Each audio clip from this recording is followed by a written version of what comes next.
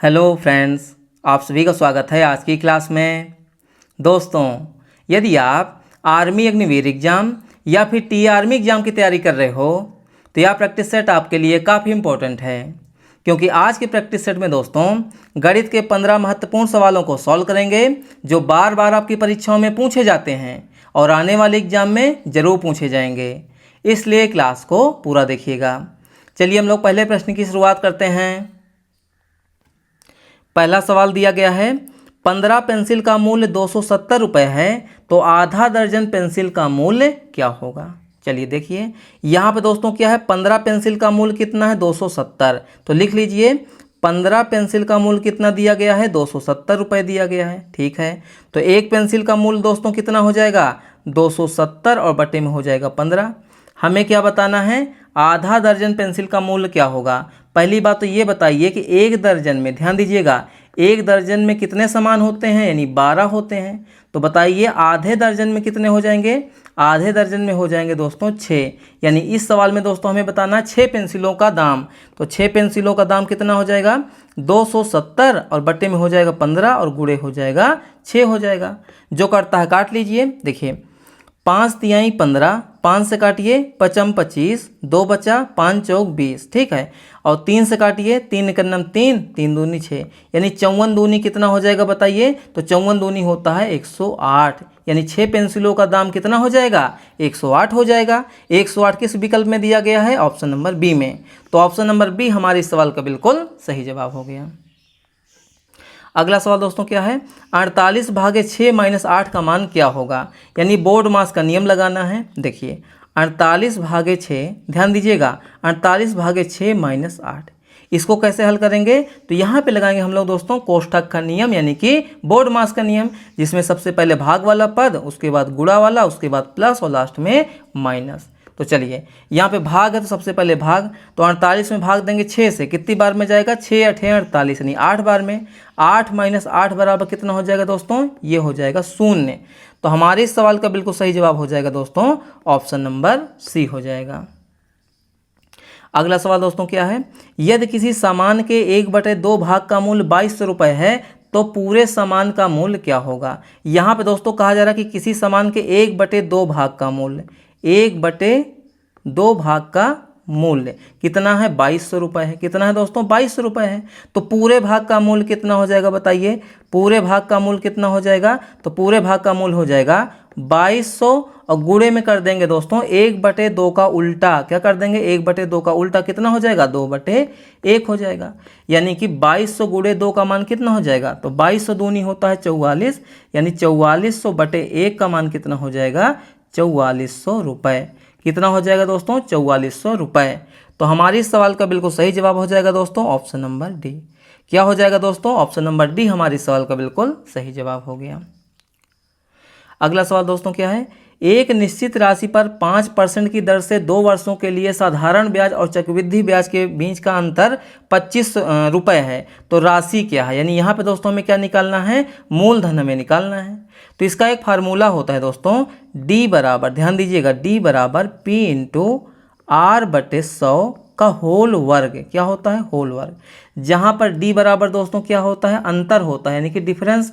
अच्छा किसका अंतर, तो साधारण ब्याज और चक्रवृद्धि ब्याज का अंतर डी कहलाता है। ठीक है, और पी का मान क्या होता है, पी होता है हमारा मूलधन। क्या होता है, मूलधन होता है। और आर हमारा क्या होता है, ये होता है रेट, यानी कि दर होता है। मान रख दीजिए यहाँ पे दोस्तों साधारण ब्याज और चक्रवृद्धि ब्याज का अंतर कितना है 25 रुपये है। तो यहाँ पे हो जाएगा 25। हमें क्या निकालना है, राशि निकालनी है, यानी मूलधन निकालना है, यानी पी लिख दीजिए। आर का मान कितना है दोस्तों 5% है, तो 5 लिख दीजिए और बटे में हो जाएगा 100 और इसका कर देंगे दोस्तों होल वर्ग। चलिए इसको हल कीजिए। देखिए 25 यहाँ पे है, ठीक है। यहाँ पे दोस्तों जो पी है गुणा के रूप में है, जब इधर आएगा तो क्या हो जाएगा, बटे के रूप में आ जाएगा। यानी ये इधर आएगा तो बटे के रूप में पी हो जाएगा बराबर 5 का वर्ग कितना होता है दोस्तों 25 होता है। 100 का वर्ग कितना हो जाएगा दोस्तों, ये हो जाएगा 10,000। कितना हो जाएगा 10,000। भाई 100 है, 2 बार गुणा करेंगे 4 जीरो हो जाएगा। इसको कैसे हल करेंगे दोस्तों, तो देखिए यहाँ पे हम लोग करेंगे तिरछा गुणा। क्या करेंगे दोस्तों, तिरछा गुणा। तो या फिर आप ऐसे भी चाह सकते हैं कि 25 से 25 कट जाएगा और पी बराबर हो जाएगा 10,000। ठीक है, चलिए तिरिया गुणा ही कर लीजिए, ऐसे गुणा कर लीजिए। ठीक है, तो यानी कि यहाँ पे हो जाएगा दोस्तों 25p, ध्यान दीजिएगा 25p बराबर 10,000 गुणे 25 हो जाएगा। और p बराबर दोस्तों क्या हो जाएगा 10,000 गुणे 25 और बटे में क्या हो जाएगा 25 हो जाएगा।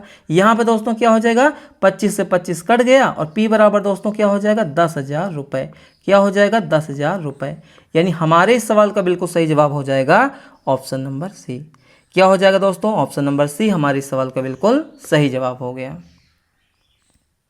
अगला सवाल दोस्तों क्या है, पहली 5 विषम संख्याओं का योग क्या है। यानी पहली 5 विषम संख्याओं का योग हमें निकालना है। चलिए कैसे निकालेंगे, देखिए पहली 5 विषम संख्याएं कौन कौन सी हैं दोस्तों, तो देखिए 1 है, उसके बाद दोस्तों 3 है, उसके बाद 5, उसके बाद 7, 7 के बाद दोस्तों 9। कितनी हो गई 1 2 3 4 5। इनका योग कर लीजिए, 9 और 1 कितना हो जाएगा 10, और यहाँ पे 5 और 3 कितना हो जाएगा 8, यानी कि 10 8 18, 18 7 कितना हो जाएगा दोस्तों 25। कितना हो जाएगा 25।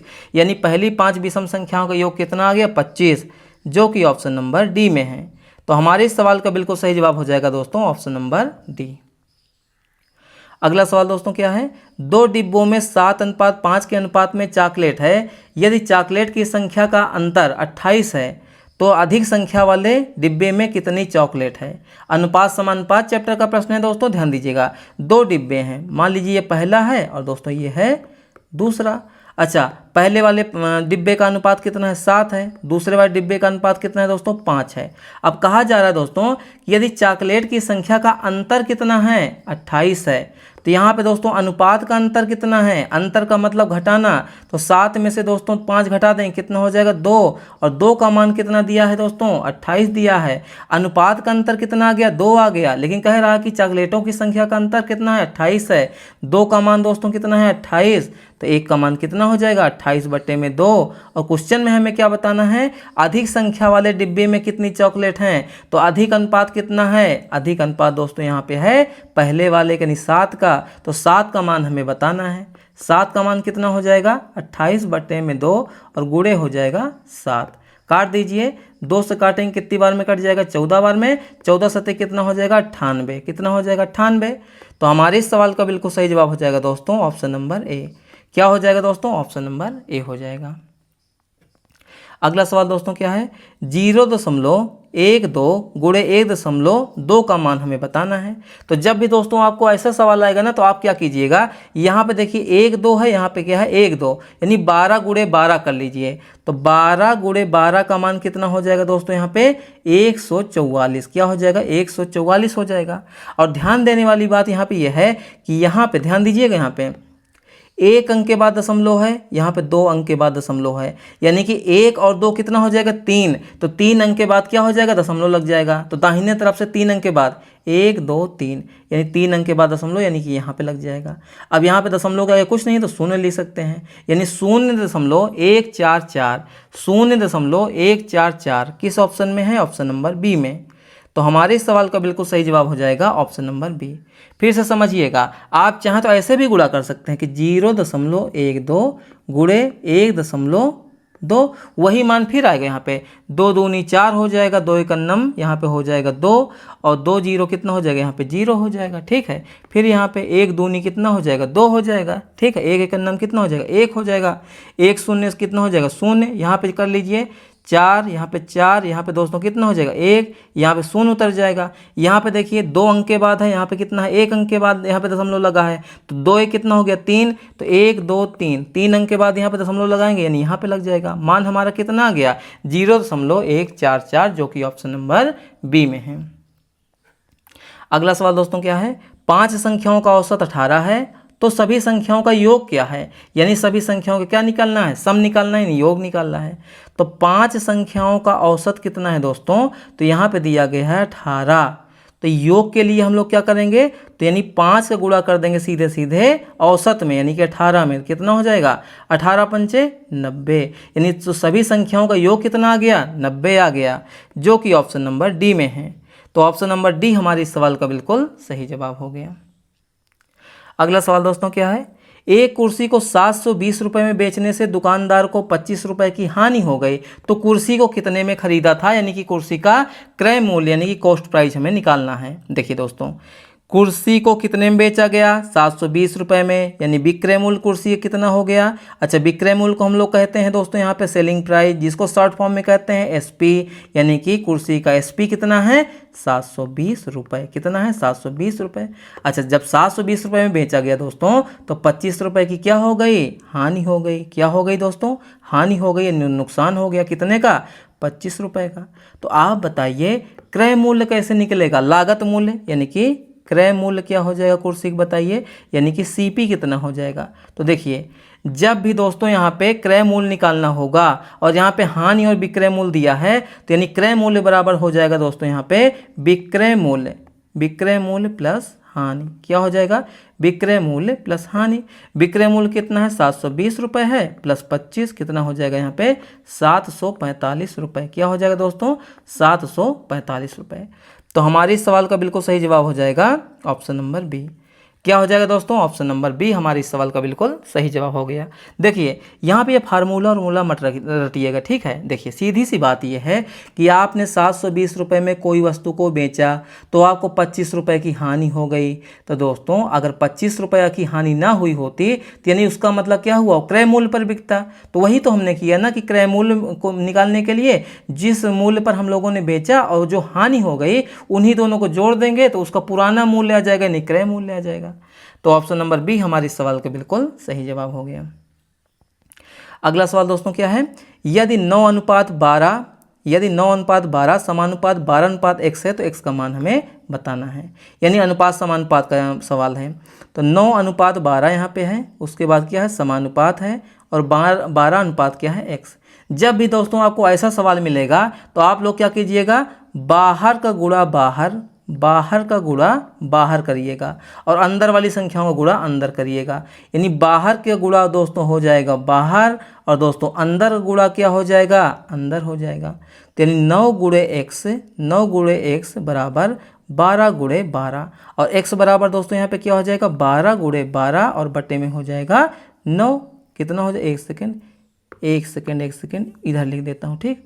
9 गुणे x बराबर 12 गुणे 12, और x बराबर क्या हो जाएगा? 12 गुणे 12, और बटे में हो जाएगा 9।